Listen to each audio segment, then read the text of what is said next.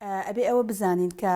ئەو تەنگەشەی لە هەرچی کۆمەلگایەک دروست ببێ یاخود لە هەرچی وڵاتێک یا لە هەر جێگایەک دروست ببێ هەڵبەتە ڕاستەوخۆ کاریگەریەکانی لەسەر ژن ئەبێ ئەوەی کە لە عێراقا ڕوویدا لە با بڵێن لە ساڵی 2022 یەکێ بوو لە ساڵە هەرە خراپەکان کە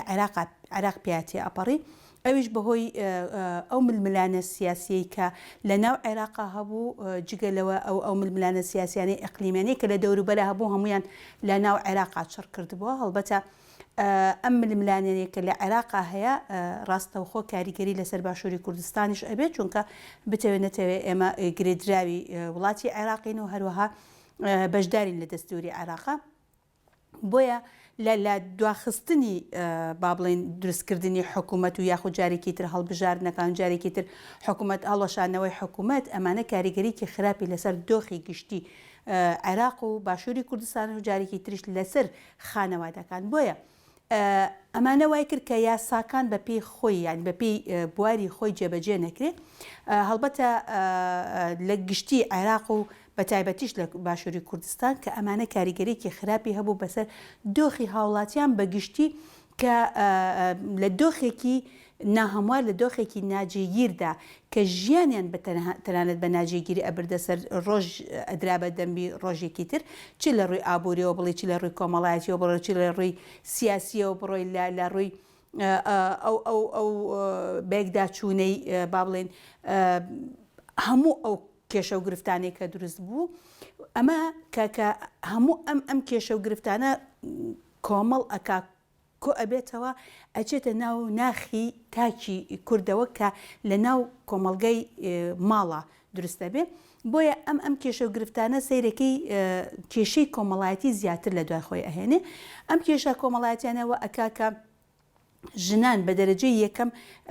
نیگەران بن لەم بارودۆخە یاخود کاریگەری ڕاستە و خۆی هەبێت چونکە کارێک هەیە کاکە ئەو فشارە سیاسیانێک کە لەسەر گشتیە دروست ئەبێ بە گشتیە لەسەر خانەوادەکان دروستەبێ بە تایبەتی لەسەر پیا و پیاویش کێشە و گرفتەکانیان زیاتر لە چوارچێوەی ماڵە لەسەر ژنا دروستە بێت و کۆ ئەبێتەوە چونکە بتەوێت نەتەوێت کە پیا و دەرئەچێتە ماڵە دەرەوە لە دەرەوەی ماڵ ئەو هەموو کێشە و گرفتانە دێتەوە لە ژوورەوە یاین لە ماڵە لە ناو ماڵە بەتاڵێکە تەبان ئەمانش کاریگەریکی ڕاستەوخۆی جارێکی تر لەسەر ژن و مناڵا دروستە بێت بۆیە ئەم کێشانە زیاتر ژن لێکدانەوەی بۆ ئەکا بۆچی گەیشتینە ئەم بارودۆخە بە تایبەتی لە ڕۆ کۆمەڵایەتێک و لە ڕۆ ئابوووریەکەوە لە ڕووی پەروەردەیی خێزانەکەشەوە ئەمانە کاریگەریکی خراپی خستە سەر ژن بە تایبەتی بە گشتیشیانی لەسەر ژنی باشووری کوردستان و ژنی عێراقیش پێگەی ژن لاواز نابێ هیچ کاتێک چونکە بتەوێت نەتەوێت ژن لە ناو کۆمەلگایە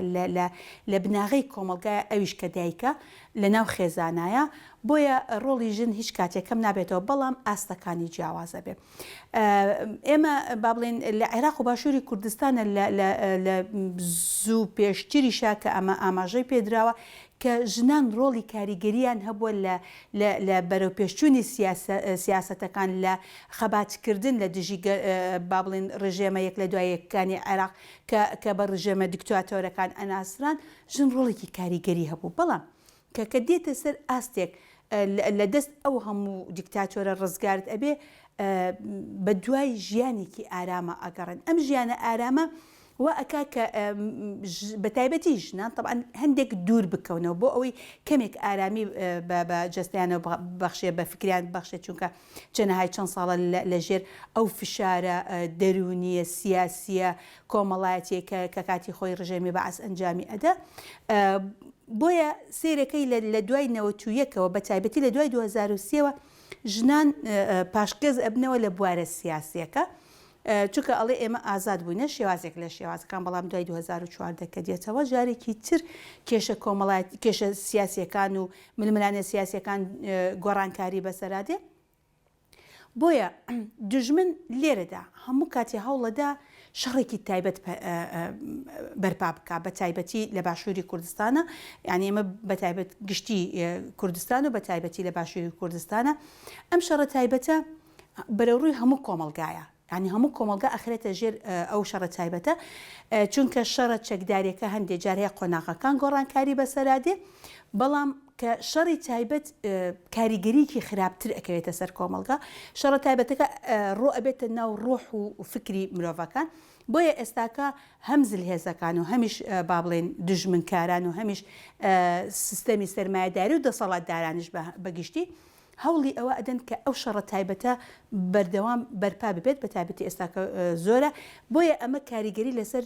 تاکی کورت کردووە بە تایبەتی بۆی دوور بکەوێتەوە لە هەندێک بابەتە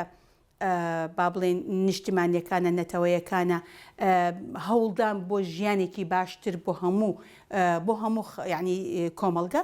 ئەمەوە ئەکا کە ئەو شەڕە تایبەتەش کاریگەری لەسەر ژن هەبێت بۆیە سێرەکەی هەندێک پاشەکشی ئەبێت بەڵام قۆناغەکان جیاوازە هەندێک جارەیە قۆناغەکان ئاستێکی زۆر بڵند ئەبینێ لە تێکۆشانی ژن و هەندێک جاریش هەیە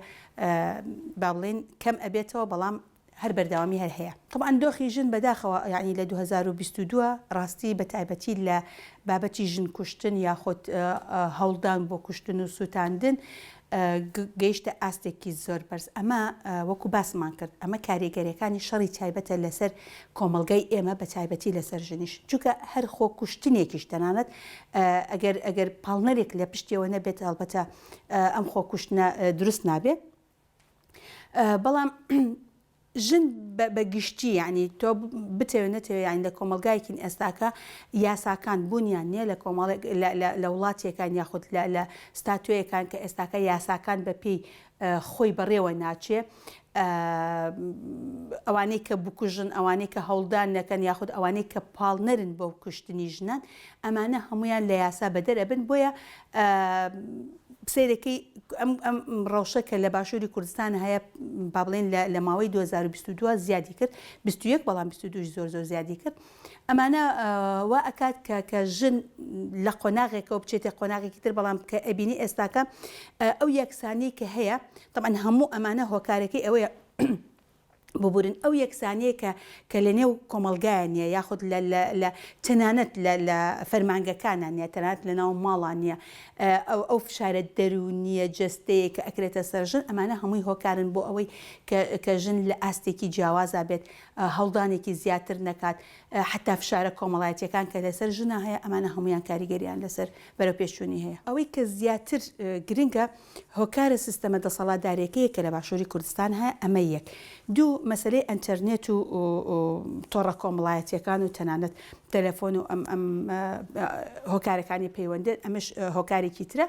ململانە سیاسیەکان باڵێن بارودۆخی ئابووری ئەمانە هەمووی هۆکارن بۆ ئەوەی ئەو کێشە کۆمەڵایەتیانە تا دێ زیاد بکە کە زیادی کرد کەواتە تۆ لێرە هەم کوشتن و هەڵدان بۆ کوشتن و ئەمانە هەمووی کاریگەری خراپێ بێ ئەبێ ژنان بەڕاستی هەموو ئەو ڕێخستنە ژنانەی کە هەیە ئەبێ بە عقلێتێکی جیاواز بە عقلێتێکی ژنانە بە عقلێتێکی بەڕێوەبردن هەوڵ بدەن بۆ چارەسەرکردنی ئەو کێشانەی کە هەیە ئەبێ بێنە لایەکتری بۆ ئەوەی کە کۆدەنگی و یەکدەنگی دروستکەن بۆ ئەوەی بتوانن کۆمەڵگا بەگشتی لە قەیرانەکان دەرکەن و هەروەهاش بە تایبەتی ژنان ئازادی بۆ ئەوەی تێکۆشانە بۆ ئەوەی گەلەکەت بەرەو پێشبەری ئەمانە بەڕاستی ینی وەکو باسم کرد هەندێک جار سێرەکەی هەیە خەباتەکان و یاخود کارەکان لە ئەو پەڕی ئاستی بەرزیدا و هەندێک جار هەیە پاشەکشێ بەخۆی بێن بەڵام هەر بەردەوامی هەر هەیە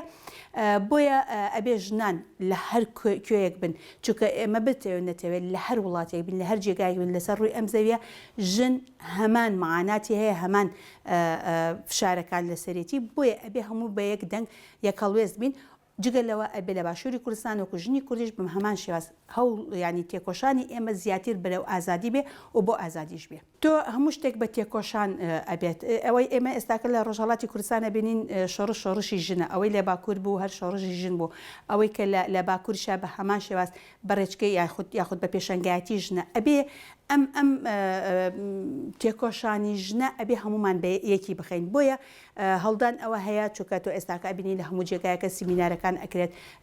کۆنگرەکان ئەکرێت ئەمە کەواتە کاریگەریکی ڕاستەوخۆی هەیە بۆ ئەوەی کە ژن بتوانێت لە چوارچێوەی ئازادیدا تێکۆشان بکە بۆیە هەوڵی جدی ئەدرێکە لە 2023